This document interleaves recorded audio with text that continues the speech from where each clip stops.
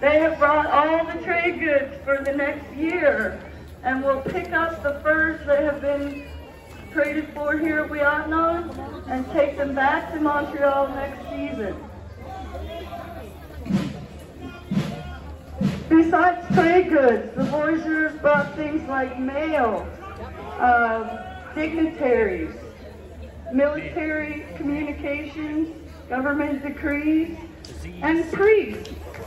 Most of the French Canadians were French Catholics, and they needed priests to bury their dead and to baptize their babies and perform marriages. So it was an exciting time when the priests came to the coast. Let us welcome the Voyagers before we are gone.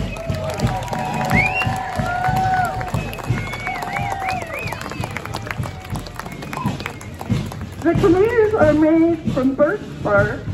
The Europeans learned to make them from the Native Americans in the upper states in Canada. The birch trees grow much bigger up there.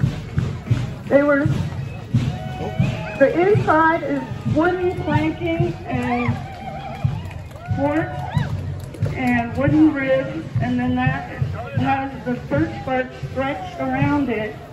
The birch bark is then sewn together with spruce roots, and then the black that you see on the canoes is a mixture of pine pitch, animal fat, and charcoal, and that creates a caulking that keeps the water out.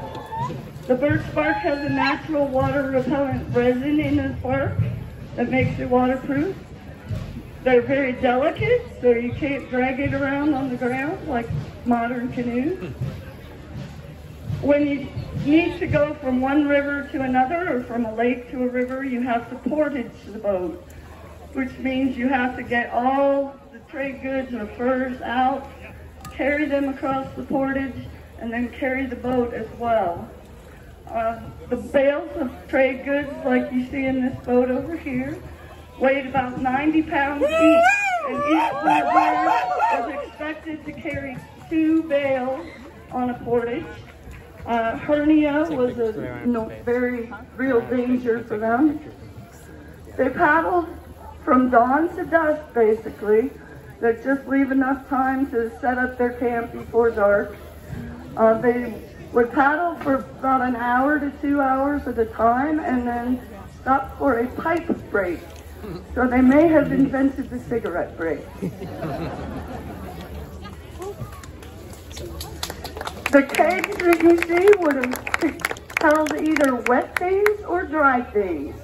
The keg is waterproof, so if you have a liquid, say maybe some brandy, that will stay in the barrel, or if you have flour or gunpowder or something dry, that will be in the barrel and keep the water out. When they were camping overnight, or if they had bad weather, the trade goods took precedent over the men. So in the Voyager camp up here, you will see some shelters where the canoe's overturned and they have a tarp coming out from the canoe. In good weather, the Voyagers got to sleep under there. In bad weather, the trade goods got to sleep under there. So the Voyagers were sometimes left out in the rain and cold with nothing but a wool blanket or two.